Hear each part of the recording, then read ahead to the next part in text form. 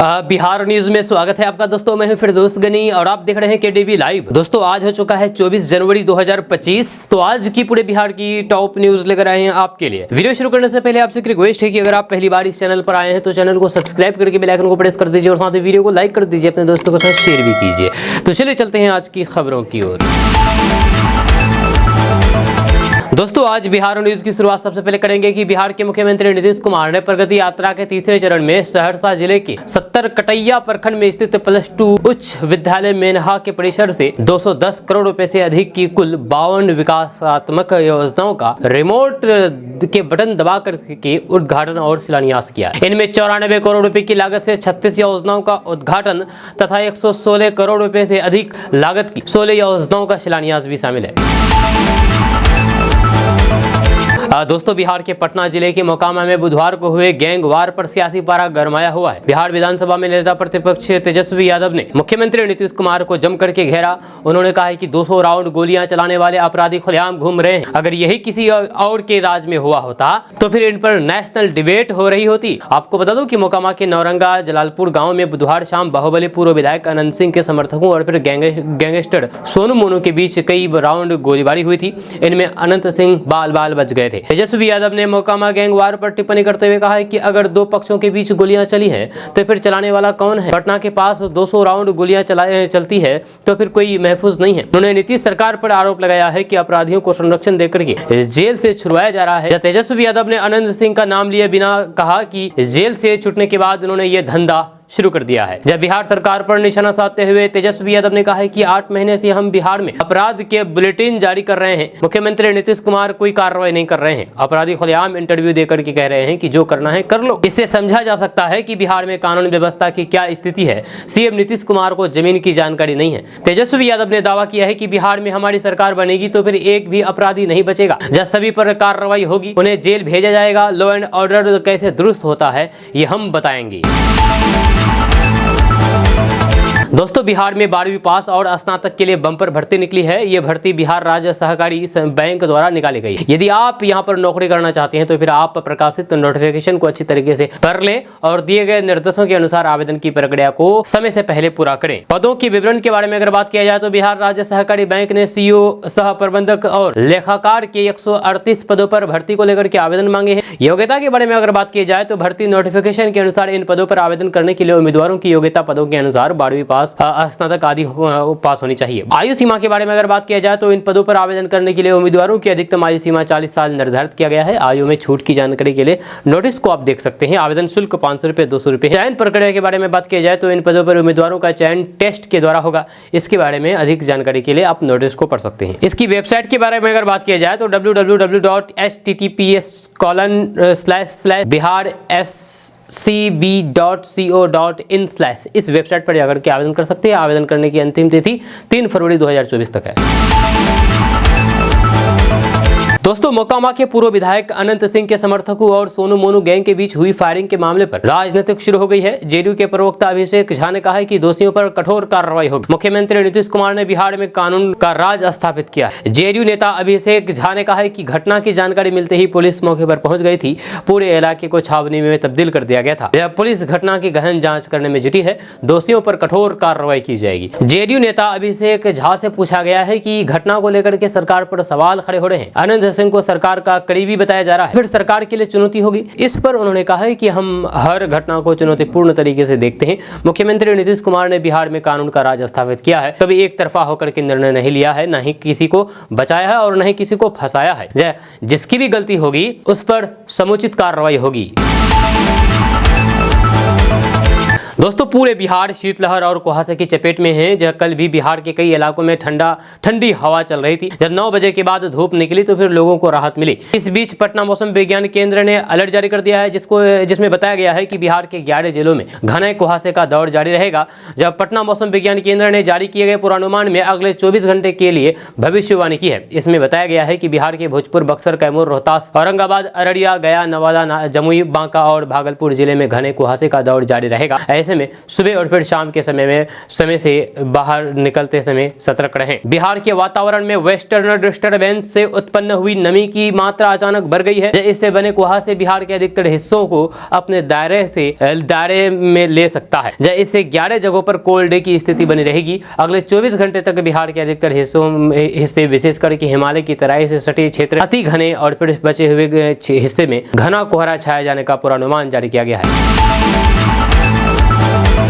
दोस्तों, आज के ज़माने में कम उम्र के लोग भी हार्ट अटैक के शिकार होने लगे हैं। हार्ट अटैक तब होता है जब दिल से संबंधित कोई ना कोई परेशानी पहले से रहती है जिसका पता नहीं चलता है। एक्सपर्ट का मानना है कि अधिकांश व्यक्तियों की धमनियां यानी कि दिल की जो धमनियां होते हैं उन धमनियों में कोलेस्ट्रॉल चिपका रहता है, जिसके कारण अचानक होने वाली शारीरिक मेहनत, भावना या फिर आवय समय हार्ट अटैक हो जाता है। डॉक्टर का कहना है कि इसके लिए सबसे ज्यादा खराब लाइफस्टाइल और खराब डाइट जिम्मेदार है। ऐसे में यदि कुछ मामूली काम आप रोज करेंगे तो इससे हार्ट अटैक का खतरा बहुत हद तक कम हो जाएगा। साथ ही साथ इससे दिमाग भी ताजगी बरकरार रहेगी। अब आप सोच रहे होंगे कि आखिर हेल्दी रहने के लिए क्या करें, तो आपको बता दूं कि आप दिन की समय शुरुआत हार्ट हेल्दी डाइट से करें। इससे न सिर्फ आपके हार्ट मजबूत रहेंगे यानी कि दिल मजबूत रहेंगे, बल्कि दिमाग और फिर शरीर को भरपूर पोषक तत्व मिलेंगे। नाश्ते में आप साबुत अनाज, फल और हेल्दी फैट वाले चीजें शामिल करें। ऑटमील, नट्स, सीड्स और फिर बेरीज जैसे खाद्य पदार्थों का नाश्ते में शामिल करें। वहीं पर शरीर को आप आधे घंटे तक हिलाएं। आपको बता दो कि कोशिश करें कि रोज आधे घंटे तक अपने शरीर को तेजी से हिलाएं डुलाएं, यानी कि रोज एक्सरसाइज करें। हर वयस्क को हर सप्ताह कम से कम 150 मिनट की शारीरिक गतिविधियां करनी चाहिए। इसके लिए रोजाना जिम जाने की आवश्यकता नहीं, बस वॉकिंग, साइकिलिंग, चलाना या फिर डांस जैसी साधारण गतिविधियां भी रक्त संचार में सुधार करती है और बीपी को कम करती है। लक्ष्य रखें कि कम से कम 30 मिनट तक का हल्का व्यायाम करें। पर नमक और मीठे खाद्य पदार्थों को आप कम करें। आपको बता दूं कि अत्यधिक नमक हाई बीपी का कारण बन सकता है, जो कि दिल के दौरे का एक बड़ा जोखिम है। इसी तरह मीठा खाद्य पदार्थ यानी कि मीठा सामान खाने से वजन बढ़ाने और फिर डायबिटीज का कारण बनते हैं, जो कि हमारे दिल पर दबाव डालते हैं। इसके बजाय अपने भोजन में हर्बल चीजें और भारतीय मसालों का इस्तेमाल करें। इसके अलावा ताजे फलों के साथ अपनी मीठी इच्छा को संतुष्ट करें। वहीं पर तनाव को रोकें। जहाँ तनाव दिल की सेहत के लिए एक चुपके से हमला करने वाला दुश्मन है। लगातार तनाव हाई बीपी और फिर सूजन का कारण बन सकता है। इसके लिए लंबे सांसों वाली ब्रीथ एक्सरसाइज, मेडिटेशन या फिर कोई ऐसे शौक जो कि आपके पसंद के हो, जैसे कि तनाव पर हो, वो चीज आप 10 मिनट तक करें।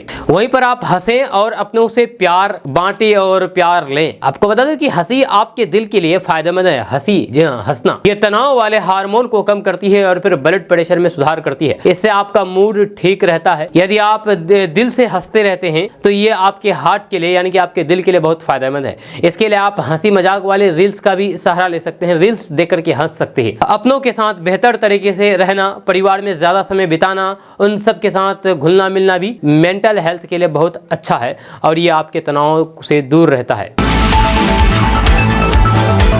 दोस्तों, चुनावी दौर के पहले बिहार में बकरे की बलि, बकरीद, दुर्गा पूजा, काली पूजा सुर्खियों में छाया है। दरअसल बीजेपी नेता शाहनवाज हुसैन ने एक निजी चैनल को दिए गए इंटरव्यू में दुर्गा पूजा, काली पूजा को लेकर के बड़ा दावा कर दिया है। जब केंद्र से लेकर के बिहार कैबिनेट तक का हिस्सा रहे शाहनवाज हुसैन ने नॉन वेज खाने से को लेकर के सनसनीखेज बात कह दी है। शाहनवाज हुसैन ने एक सवाल का जवाब देते हुए कहा कि आपको क्या लगता है गोश्त सिर्फ मुसलमान खाता है? बिहार में बकरीद में जितने बकरे नहीं कटते उससे ज्यादा काली दुर्गा पूजा में बकरे काटे जाते हैं। शाहनवाज हुसैन द्वारा कही गई इस बात का अंश सोशल मीडिया पर सुर्खियां बटोर रही है। बीजेपी नेता शाहनवाज हुसैन ने एक न्यूज चैनल को दिए गए इंटरव्यू में कहा कि खान पान को लेकर के बड़ी बात कह दी है। एंकर के सवाल का जवाब देते हुए शाहनवाज हुसैन ने कहा है कि आपको क्या लगता है गोश्त सिर्फ मुसलमान खाता है? हम बिहारी है, पता है हमको। बिहार में बकरीद में जितने बकरे नहीं कटते उससे ज्यादा काली पूजा, दुर्गा पूजा में बकरे कटते हैं। जब हमारे यहाँ पर जो मैथिली ब्राह्मण है वह सब भी नॉन वेज खाते हैं। जब बिहारी लोग ज्यादातर खाते हैं तो फिर क्या सब मुसलमान है? ये क्या बात हो गया?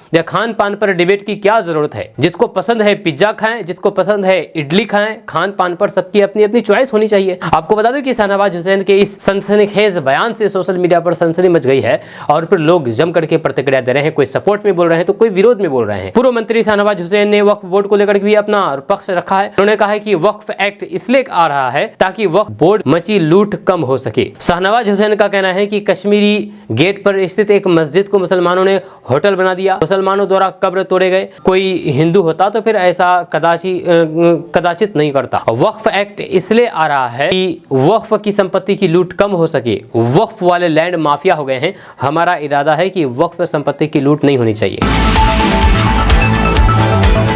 दोस्तों, बिहार में लापरवाही बरतने वाले 5 विश्वविद्यालयों के खिलाफ शिक्षा विभाग ने कड़ा एक्शन लिया है। जी आपको बता दें कि लापरवाही के कारण इन विश्वविद्यालयों के शिक्षकों और फिर कर्मचारियों का वेतन और पेंशन नहीं मिल सकेगा। शिक्षा विभाग ने पेरोल मैनेजमेंट पोर्टल पर सभी शिक्षकों और फिर कर्मचारियों की जानकारी अपलोड नहीं करने वाले इन 5 यूनिवर्सिटीज के वेतन पोशाक पर रोक लगा दिया है। दरअसल शिक्षा विभाग ने निर्देश के बावजूद भी पटना विश्वविद्यालय, तिलका मांझी भागलपुर विश्वविद्यालय, कामेश्वर सिंह दरभंगा संस्कृत विश्वविद्यालय, वीर कुंवर सिंह विश्वविद्यालय आरा और फिर मुंगेर विश्वविद्यालय ने पेरोल मैनेजमेंट पोर्टल पर सभी शिक्षकों और फिर कर्मचारियों की जानकारी अपलोड नहीं किया।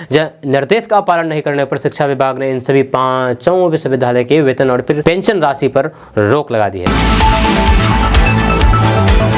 दोस्तों, पटना जंक्शन के बाद अब दानापुर स्टेशन पर 1759 तरह की सस्ती दर पर दवाएं मिलेगी। इसके साथ ही Rajendra Nagar terminal, Muzaffarpur railway station, Bhagalpur railway station, Gaya railway station सहित पूर्व मध्य रेलवे के 20 स्टेशनों पर यात्रियों के साथ साथ आसपास के लोगों को सस्ते दर पर 1759 तरह की दवाएं प्राप्त कर सकते हैं। इन केंद्रों पर सभी तरह की बीमारियों को कवर करने वाली 1759 तरह की दवाएं मिलेगी। रेलवे की ओर से जन औषधि केंद्र खोलने के लिए जगह का सर्वे शुरू कर दी गई है। 2 महीने में जगह का सर्वे करके जोन को सौंपा जाएगा। इसके बाद जन औषधि केंद्र खोलने के लिए प्रक्रिया शुरू कर दी जाएगी। पूर्व मध्य रेल के ई श्रेणी के स्टेशनों पर पहले सुविधा होगी। जहां इस पायलट प्रोजेक्ट के तहत बिहार में पटना जंक्शन और दरभंगा स्टेशन पर एक केंद्र खोला गया है। रेल विभाग ने यात्रियों की सुविधा के लिए प्रधानमंत्री जन औषधि केंद्र खोलने की तैयारी कर रहा है। यह 5 महीने में औषधि केंद्र की संख्या बढ़ाने की बात कही जा रही है। जन औषधि केंद्र के जरिए सस्ते दर पर गुणवत्ता वाली दवाएं स्टेशनों पर उपलब्ध कराने की इस पहल से यात्रियों एवं स्टेशनों पर आने जाने वाले लोगों को आसानी होगी। इस योजना के तहत विभिन्न स्टेशनों के आसपास भीड़ वाले क्षेत्र में आउटलेट खोलने का लाइसेंस दिया जाना है। दोस्तों, विकास यात्रा के दौरान खगड़िया के खटहा गौछरी पहुंचे मुख्यमंत्री नीतीश कुमार ने लोगों से कहा कि अफसर अगर नहीं सुनते हैं तो सीधे मुझसे शिकायत करें। मुख्यमंत्री नीतीश कुमार ने आम लोगों से सीधा संवाद किया। कल उन्होंने कहा कि यदि आपकी बात अफसर नहीं सुनते हैं तो फिर आप मुझसे सीधे संवाद कीजिए, सीधे बात कीजिए, मेरे पते पर शिकायत भेजिए। मंच पर एक लाइन से मुख्य सचिव RJM पिल्लई, शिक्षा विभाग के प्रधान सचिव अंजनी कुमार सिंह, बिजली बोर्ड के अध्यक्ष स्वपन मुखर्जी और फिर स्वास्थ्य विभाग के प्रधान सचिव भानु प्रताप शर्मा मौजूद थे। मुख्यमंत्री नीतीश कुमार ने सभी अधिकारियों से बारी बारी से विभाग की बातों को रखने का निर्देश दिया। जब मंच संचालक की भूमिका में आए मुख्यमंत्री नीतीश कुमार ने सभी अधिकारियों से अपने सरकारी मोबाइल नंबर भी जारी करवाए हैं। मुख्यमंत्री नीतीश कुमार ने तनाव की खेती खत्म करने की अपील की है। उन्होंने कहा है कि उनके पिता वैद्य थे तो फिर नाड़ी पकड़ करके बीमारी पहचानते थे। दोस्तों, राजनीतिक गलियारों में अचानक खबरें फैली कि जेडीयू ने मणिपुर की बीजेपी सरकार से अपना समर्थन वापस ले लिया है। जेडीयू के मणिपुर प्रदेश अध्यक्ष वीरेंद्र सिंह ने वहां के राज्यपाल को पत्र लिखकर के साफ कर दिया है कि उनकी पार्टी राज्य में विपक्षी पार्टी के तौर पर है और बीजेपी के साथ नहीं है। इस फैसले के कारण राजनीतिक गलियारों में हलचल बढ़ गई है। हालांकि 60 सीटों वाली मणिपुर विधानसभा में बीजेपी के 32 सीटें हैं, यानी कि सरकार पर कोई खतरा नहीं था। लेकिन इस फैसले से कयासबाजियां शुरू हो गई है कि क्या नीतीश कुमार का मन फिर से बदल रहा है। लेकिन इस घटना कर्म की थोड़ी ही देर बाद जेडीयू ने अपने मणिपुर अध्यक्ष को अनुशासनहीनता के कारण पद मुक्त कर दिया है। जेडीयू के राष्ट्रीय प्रवक्ता राजीव रंजन ने साफ साफ कह दिया है कि मणिपुर के अध्यक्ष ने बिना पार्टी आलाकमान की सहमति लिए प्रदेश की भाजपा सरकार से समर्थन लेने का फैसला कर लिया था। जेडीयू ने स्पष्ट कर दिया है कि पहले की तरह मणिपुर में बीजेपी सरकार को जेडीयू का समर्थन जारी है। इस मामले में राजीव रंजन ने कहा है कि पूरी मजबूती के साथ एनडीए के साथ हैं और फिर हम पूरे समन्वय के साथ हैं। उन्होंने कहा है कि हमारा लक्ष्य है राज्य और फिर देश के विकास का और फिर उसको हासिल करना है। आने वाले समय में भी बिहार में नीतीश कुमार के नेतृत्व में अगली सरकार बनेगी। दोस्तों, बिहार में जिला शिक्षा अधिकारी रजनीकांत प्रवीण के आवास समेत कई ठिकानों पर सुबह से बिहार विजिलेंस टीम की छापेमारी चल रही है। उनके घर दरभंगा, मधुबनी, बेतिया और फिर समस्तीपुर समेत अन्य ठिकानों पर विजिलेंस की 4 टीमें छापेमारी कर रही है। समस्तीपुर में भी छापेमारी चल रही है। दरअसल समस्तीपुर में डीओ का ससुराल है। ये red Bihar special surveillance unit के एडीजी पंकज कुमार दराद के निर्देश पर की गई है। उनके ठिकानों से करोड़ों रुपए नगद बरामद किए गए हैं। रकम इतनी ज्यादा है कि गिनने के लिए लिए मशीनें मंगवाई गई। अब शिक्षा विभाग के कई और अधिकारी भी विजिलेंस के रडार पर हैं। आपको बता दूं कि करोड़ों की नकदी के साथ ही उनके ठिकानों से चल अचल संपत्ति के कागजात भी बरामद किए गए हैं। ठिकानों पर सर्च ऑपरेशन और फिर छापेमारी अभी भी जारी है। जिला शिक्षा अधिकारी के घर से इतनी रकम बरामद हुई है कि गिनना अभी मुश्किल हो रहा है। जब सुबह से छापेमारी लगातार जारी है, जब किसी को भी घर के अंदर जाने या फिर भीतर से बाहर आने की परमिशन नहीं है, जब पिछले कई घंटों से विजिलेंस की टीम उनके घर पर मौजूद है। आपको बता दूं कि जिला शिक्षा अधिकारी रजनीकांत प्रवीण पिछले 3 सालों से बेतिया में पोस्टेड हैं। उनके कार्यालय में भी ये छापेमारी चल रही है। दोस्तों, बिहार में शराब पीकर के पहली बार जेल गए लोगों की तलाश शुरू होने वाली। जब पुलिस और उत्पाद विभाग की टीम ऐसे लोगों को खोज करके उनसे जुर्माना वसूलेगी। ये सभी आरोपी अप्रैल 2022 से जुर्माने का प्रावधान लागू करने से पहले शराब पीने के मामले में पहली बार पकड़े गए थे। वर्तमान में ये कोर्ट से जमानत पर है। अब गृह विभाग इन आरोपियों की तलाश करके नए प्रावधान के तहत जुर्माना वसूल करके केस खत्म करने का टास्क पुलिस और उत्पाद विभाग को सौंपा गया है। जब मुजफ्फरपुर में ऐसे 3000 से अधिक मामले हैं, पूरे बिहार में इनकी संख्या 1,09,000 है। बताया जा रहा है कि हर जिले में औसत ऐसे 2 से 3,000 आरोपी हैं। मद्य निषेध अधीक्षकों और फिर थाना पुलिस को ऐसे आरोपियों का पता लगा करके समन जारी करने का निर्देश दिया है। आपको बता दें कि जमानत पर छोटे आरोपी ट्रेसलेस हैं। पुलिस और उत्पाद विभाग ने ना तो फॉलोअप किया और न ही आरोपी अपने केस की पैरवी करते दिखते हैं। इससे पहली बार शराब पीने में जेल गए लोगों के मामले लंबे समय से लंबित चले आ रहे हैं। बिहार में मद्य निषेध अधिनियम के 5.5 लाख केस पेंडिंग पड़ा हुआ है। जहाँ शराबबंदी से जुड़े हुए इन पेंडिंग केसों के निष्पादन का टास्क पुलिस और उत्पाद विभाग को दिया गया है। दोस्तों, बीपीएससी की 17वीं संयुक्त प्रारंभिक परीक्षा को दोबारा कराने की मांग को लेकर के बीपीएससी अभ्यर्थियों का आंदोलन 18 दिसंबर से जारी है। ये आंदोलन एक नए मोड़ पर पहुंच गया है। कल जब दर्जनों अभ्यर्थी बीजेपी प्रदेश कार्यालय पहुंच गए और पार्टी अध्यक्ष दिलीप जायसवाल से मुलाकात करने की कोशिश की। अभ्यर्थियों का कहना था कि वे अपनी समस्याओं का समाधान चाहते थे, लेकिन जब उनकी मुलाकात नहीं हो पाई फिर उन्होंने कार्यालय में हंगामा शुरू कर दिया। बीजेपी कार्यालय में घुसने पर पार्टी नेताओं ने पुलिस को इसकी सूचना दी। इसके बाद बड़ी संख्या में पुलिस बल मौके पर पहुंच गया और फिर प्रदर्शनकारियों को बाहर निकालने का प्रयास किया गया। इस दौरान पुलिस और फिर प्रदर्शनकारियों के बीच धक्का मुक्की हुई, जिससे 2 अभ्यर्थी जख्मी हो गए, गिरफ्तार हो गए। अभ्यर्थियों का आरोप है कि उनकी समस्याओं को बीजेपी नेताओं ने नजरअंदाज कर दिया है और न ही कोई ज्ञापन लिया है। वह कहते हैं कि क्योंकि बीजेपी सरकार में है, इसलिए वे अपने समाधान के लिए पार्टी नेताओं से मिलना चाहते थे। प्रदर्शनकारियों ने चेतावनी दी है कि अगर उनकी मांगों को अनदेखा किया गया तो फिर वे पूरे बिहार में व्यापक प्रदर्शन करेंगे। दोस्तों, लालू प्रसाद यादव की पार्टी बिहार विधानसभा चुनाव 2025 में किसी भी आपराधिक छवि वाले नेताओं को उम्मीदवार नहीं बनाएगी। यह चुनाव से पहले आरजेडी के शीर्ष नेतृत्व ने बड़ा फैसला कर दिया है। दरअसल जब बिहार विधानसभा चुनाव में नेता प्रतिपक्ष तेजस्वी यादव से अनंत सिंह और सोनू मोनू गैंग के बीच हुई गोलीबारी पर सवाल किया गया तो उन्होंने कहा कि यह सरकार की विफलता है। हमारी पार्टी ने निर्णय ले लिया है कि आने वाले विधानसभा चुनाव में ऐसे किसी भी नेता को टिकट नहीं देगी जिनकी छवि जनता के बीच अपराधी या फिर बाहुबली की है। यह तेजस्वी यादव ने कहा है कि बिहार में प्रशासन अब सवालों के घेरे में है। अगर इस तरह की घटनाएं किसी अन्य राज्य में होती तो फिर वे मीडिया की प्रमुख खबरें बनती, लेकिन बिहार में ये घटनाएं सामान्य हो चुकी है। बिहार में अपराधियों का बोलबाला है और बिहार में कानून व्यवस्था पूरी तरीके से बिगड़ चुका है, चौपट हो चुकी है। इन हालातों पर ध्यान देने की जरूरत है और फिर अपराधियों और भ्रष्टाचारियों के खिलाफ कठोर कार्रवाई करनी चाहिए। बिहार की जनता इन समस्याओं से जूझ रही है। वहीं पर राजद प्रवक्ता शक्ति सिंह यादव ने मोकामा के नौरंगा गाँव में अनंत सिंह और सोनू मोनू गिरोह के बीच हुई घटना को लेकर के प्रशासन पर सवाल उठाया है। उन्होंने कहा है कि बिहार में अपराधी जम करके AK-47 चला रहे हैं, पुलिस सो रही है, थाने के बगल में आपराधिक घटनाएं हो रही है, सब खुलेआम हो रहा है और फिर कोई लगाम नहीं लग रहा है। पुलिस को अब तक इस मामले में गोली चलाने वालों को गिरफ्तार कर लेना चाहिए था।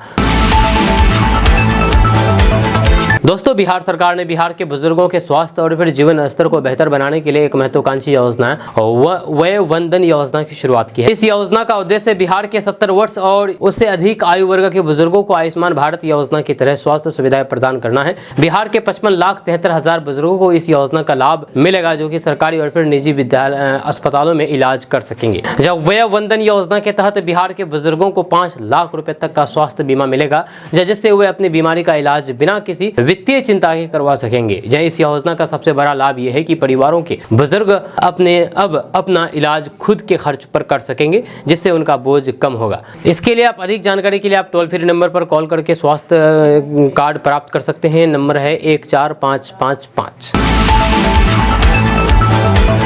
दोस्तों, केंद्रीय कृषि एवं किसान कल्याण और ग्रामीण विकास मंत्री शिवराज सिंह चौहान 24 जनवरी यानी कि शुक्रवार को एक दिवसीय बिहार के दौरे पर रहेंगे। यानी कि आज बिहार के दौरे पर रहेंगे। शिवराज सिंह चौहान बिहार के समस्तीपुर और भागलपुर में आयोजित कई कार्यक्रम में भाग लेंगे। साथ ही साथ समस्तीपुर में भारत रत्न कर्पूरी ठाकुर की 101वीं जन्म जयंती पर आयोजित कार्यक्रम में शामिल होंगे। आपको बता दूं कि उपराष्ट्रपति जगदीप धनखड़, बिहार के मुख्यमंत्री नीतीश कुमार और कर्पूरी ठाकुर के बेटे और फिर केंद्रीय कृषि राज्य मंत्री रामनाथ ठाकुर भी कार्यक्रम में शामिल होंगे। उपराष्ट्रपति जगदीप धनखड़ और फिर बिहार के मुख्यमंत्री नीतीश कुमार समस्तीपुर में भारत रत्न कर्पूरी ठाकुर की 101वीं जन्म जयंती पर आयोजित कार्यक्रम को भी संबोधित करेंगे। यह केंद्रीय मंत्री शिवराज सिंह चौहान भागलपुर में आज दोपहर 2 बजे प्रधानमंत्री किसान सम्मान निधि योजना कार्यक्रम की तैयारियों की समीक्षा करेंगे और पीएम किसान सम्मान निधि योजना कार्यक्रम को लेकर के संबंधित अधिकारियों के साथ बैठक करेंगे।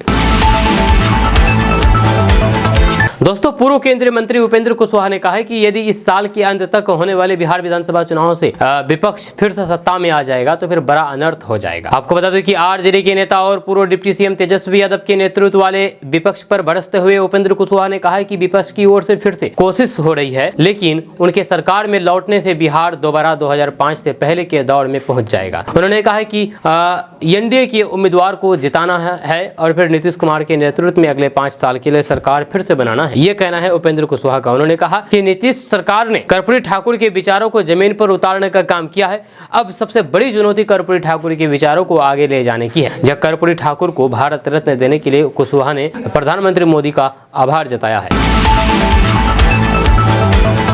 दोस्तों, बिहार झारखंड में रिलायंस जियो ने बहुत बड़ा कमाल कर दिया है, फिर से नंबर 1 का दर्जा हासिल कर लिया है। आपको बता दूं कि रिपोर्ट्स के अनुसार रिलायंस जियो नए ग्राहकों को जोड़ने के मामले में टॉप पर है। भारतीय एयरटेल समेत वोडाफोन आइडिया और फिर पब्लिक सेक्टर में के बीएसएनएल को अपने मौजूदा ग्राहकों को खोना पड़ा है। नवंबर 2024 में बिहार टेलीकॉम सर्किल में रिलायंस जियो ने रिकॉर्ड 2,30,000 से ज्यादा नए ग्राहकों को जोड़ा है। अक्टूबर 2024 में जियो के पास 4,03,64,110 ग्राहक थे, जो नवंबर में बढ़कर के 4,94,259,269 हो गई है।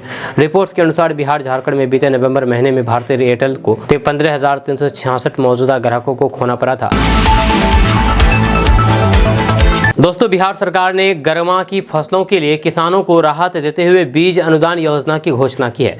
इस योजना के तहत मक्का, मूंग, उड़द, मूंगफली और फिर सूर्यमुखी की खेती के लिए कुल 2307 क्विंटल बीज का वितरण किया जाएगा। किसानों को 50 से 80% तक अनुदान मिलेगा, जिसमें मूंग बीज पर 117 रुपये प्रति किलो, उड़द पर 144 रुपये, मूंगफली पर 103 रुपये, तिल पर 204 रुपये और सूर्यमुखी बीज पर 519 रुपये प्रति किलो के दर का अनुदान दिया जाएगा। इस योजना का लाभ लेने के लिए आप brbn.bihar.gov.in पर आवेदन कर सकते हैं। हर घर तक बीज पहुंचाने की सुविधा उपलब्ध है, जिसके लिए प्रति किलो 5 रुपये अतिरिक्त देने होंगे। दोस्तों, बिहार के बाहुबली नेता और मोकामा के पूर्व विधायक अनंत सिंह, जिन्हें छोटे सरकार के नाम से जाना जाता है, अपनी संपत्ति, शौक और विवादों के चलते अक्सर सुर्खियों में रहते हैं। 68 करोड़ रुपए से अधिक की संपत्ति के मालिक अनंत सिंह न केवल जमीन, जायदाद और गाड़ियों के शौकीन हैं, बल्कि हाथी, घोड़े पालने का भी उन्हें खास शौक। हालांकि उनकी जिंदगी का एक और पहलू है उन पर दर्ज की गई आपराधिक मामले। अनंत सिंह और उनकी पत्नी के पास पटना और फिर बख्तियारपुर में 4 करोड़ रुपए से अधिक की खेती की जमीन है। इसके अलावा 18 करोड़ रुपए से ज्यादा की गैर कृषि भूमि और फिर पटना में 23 करोड़ रुपए से अधिक मूल्य की व्यावसायिक इमारतें भी उनकी संपत्ति का हिस्सा है। दिल्ली समेत अन्य शहरों में उनके पास 3 करोड़ रुपए से अधिक के मकान है। जब बैंक में उनके पास 41 लाख रुपए से अधिक की राशि जमा है, जबकि 4 करोड़ रुपए से ज्यादा का निवेश उन्होंने बॉन्ड और फिर शेयरों में किया है। उनके पास 31 लाख रुपए से अधिक के सोने चांदी के गहने भी है। गाड़ियों में एक महिंद्रा स्कॉर्पियो उनके नाम है, जबकि उनकी पत्नी इनोवा क्रेटा और फिर फॉर्च्यूनर सिग्मा कार की मालकिन है।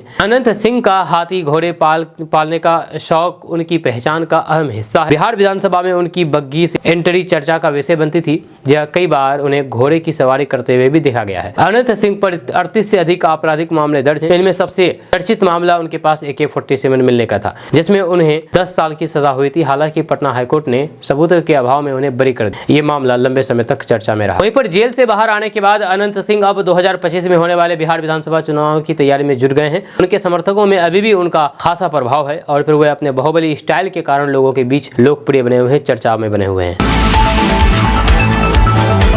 दोस्तों, बिहार में दहेज प्रथा एक पुरानी और फिर जटिल सामाजिक समस्या बन चुकी है, जिसे सरकार ने खत्म करने के लिए कई कानून और फिर अभियान चलाए हैं। फिर भी ये प्रथा समाप्त होने का नाम नहीं ले रही है। खास करके सरकारी नौकरी करने वाले लड़कों के लिए दहेज की मांग में भारी वृद्धि देखी जा रही है। जब विभिन्न सरकारी पदों पर नौकरी करने वाले पुरुषों के लिए दहेज की जो रकम मांगी जा रही है वह आश्चर्यजनक और चिंताजनक है। जब बिहार में जब एक लड़के की सरकारी नौकरी हो तो फिर लड़की पक्ष से दहेज में भारी रकम की उम्मीद की जाती है। इस समय खास करके सरकारी नौकरी वालों के लिए दहेज की मांग एक बम्पर उछाल देखा जा रहा है। उदाहरण के लिए एक लड़का अगर IAS या फिर IPS अधिकारी है तो फिर दहेज में 60 लाख रुपए से लेकर के 1 करोड़ रुपए तक की मांग की जा सकती है। जी हाँ, अगर IAS और IPS है तो 1 करोड़ रुपए तक दहेज की मांग की जा सकती है। आपको बता दूं कि बिहार सरकार ने दहेज प्रथा को समाप्त करने के लिए कई कदम उठाए हैं। दहेज निषेध अभियान के तहत दहेज लेना और देना दोनों अपराध माने जाते हैं और फिर इसके तहत कठोर सजा का प्रावधान है। सरकार ने कई ऐसे कदम उठाए हैं जैसे कि दहेज की मांग करने वाले लोगों के खिलाफ सख्त कार्रवाई और फिर दहेज की रकम को सरकारी कर्मचारियों द्वारा किए गए जाने वाले प्रमाण पत्रों में दर्ज करने का प्रावधान है। लेकिन फिर भी दहेज में कमी नहीं हो रही है। वहीं पर अगर कोई 4th ग्रेड कर्मचारी है तो उसके लिए 6 लाख रुपए से 8 लाख रुपए और एक बाइक 1 लाख रुपए से ज्यादा का दहेज की मांग की जा सकती है। वहीं पर कोई अगर क्लर्क है तो दहेज में 12 लाख से 14 लाख, वहीं पर बाइक की मांग और 1.5 लाख से ज्यादा की रकम। वहीं पर कोई अगर बैंक में PO है तो दहेज में 20 लाख से 24 लाख रुपए की मांग की जाती है और कार की मांग की जाती है जिस कार की कीमत 10 लाख रुपए से 12 लाख रुपए है। वहीं पर कोई अगर दारोगा है तो दहेज में 20 लाख से 22 लाख रुपए की डिमांड की जाती है और कार की मांग की जाती है जिसकी कीमत 10 लाख से 12 लाख रुपए है। वहीं पर BPSC चयनित कोई अगर टीचर है तो दहेज में 18 लाख से 20 लाख रुपए की मांग की जाती है और SUV जो कार की मांग की जाती है जिसकी कीमत 15 लाख रुपए है। वहीं पर कोई अगर सरकारी इंजीनियर है बिहार में तो दहेज में 30 लाख से 34 लाख रुपए की मांग की जाती है और कार की भी मांग की जाती है, डिमांड की जाती है जिसकी कीमत 15 लाख है। वहीं पर कोई अगर सरकारी इंजीनियर है केंद्र में तो दहेज के रूप में 28 लाख रुपए से 32 लाख रुपए की मांग की जाती है और कार की मांग की जाती है जिसकी कीमत 15 लाख रुपए है। वहीं पर कोई अगर BDO CO है तो दहेज के रूप में 32 लाख रुपए से 38 लाख रुपए की मांग की जाती है और कार की भी मांग की जाती है जिसकी कीमत 15 लाख तक है। जी हाँ, यानी कि ग्रेड के हिसाब से, स्टेज के हिसाब से यहाँ पर दहेज तय होता है कि आप किस पोस्ट पर है, किस पद पर है, कितने ऊंचा पद पर है, उस हिसाब से दहेज की डिमांड होती है। दोस्तों, बिहार के बक्सर का एक थाना बुधवार को प्रेमी जोड़े के विवाह का साक्षी बना। इंस्टाग्राम पर शुरू हुआ प्यार शादी के मुकाम तक पहुंच गया। पति से तलाक के बाद बक्सर की गीता की इंस्टाग्राम पर राम बाबू पासवान से दोस्ती हुई। दोनों परिवारों की रजामंदी से पुलिस ने अब उनकी शादी करवा दी है और इस तरह दोनों में प्यार हुआ है। आपको बता दें कि उत्तर प्रदेश के रहने वाले राम बाबू पासवान की अप्रैल 2024 में बक्सर जिले के राजपुर थाना क्षेत्र के गीता से इंस्टाग्राम पर दोस्ती हुई थी। दोनों के बीच चैटिंग के बाद फोन पर बातों का सिलसिला शुरू हो गया। समय के साथ दोनों एक दूसरे के करीब आते गए। दोनों की दोस्ती प्यार में बदली तो फिर गीता और फिर राम बाबू पासवान ने मिलना जुलना शुरू कर दिया। आखिरकार दोनों ने फैसला किया है कि वे साथ रहेंगे। परिवार के विरोध के बावजूद भी दोनों हरियाणा में जाकर के साथ रहने लगे। राम बाबू पासवान वहीं काम करने लगा। इस दौरान गीता 5 महीने की गर्भवती हो गई। इस दौरान पारिवारिक दबाव के चलते राम बाबू को अपने मामा के यहाँ पर आना पड़ा। यहाँ उसे बंधक बना करके रखा गया। उसे बाहर निकालने की अनुमति नहीं दी गई थी। वहीं पर हरियाणा में रह रही गीता जब राम बाबू के बिना अकेली परेशान होने लगी तो फिर उसने अपने भाई से मदद मांगी। इसके बाद वे अपने पिता के पास बक्सर लौट गई। गीता ने 31 जनवरी को महिला थाने में आवेदन देकर के फरियाद लगाई। महिला थाना अध्यक्ष कनिष्क तिवारी और फिर उनकी टीम ने मामले में कार्रवाई करते हुए लड़के को उसके मामा के घर से बरामद कर लिया। इसके बाद उसे बक्सर थाना ले आया। यहाँ दोनों परिवारों के बीच समझौता करा करके बक्सर महिला थाने में मंदिर में दोनों की शादी करवा दी गई। पुलिस ने मामले में सकारात्मक भूमिका निभाई। बक्सर थाने में हुई इस शादी की हर तरफ चर्चा हो रही है। दोस्तों, बिहार के मिथिला की खास पहचान मखाना अब इतिहास में दर्ज हो जाएगा। डाक विभाग इस पर विशेष आवरण तैयार करेगा। इसके लिए विभाग को प्रस्ताव बना करके भेजा गया है। प्रस्ताव पर स्वीकृति मिल जाने के बाद इसको लेकर के जल्द ही प्रक्रिया शुरू की जाएगी।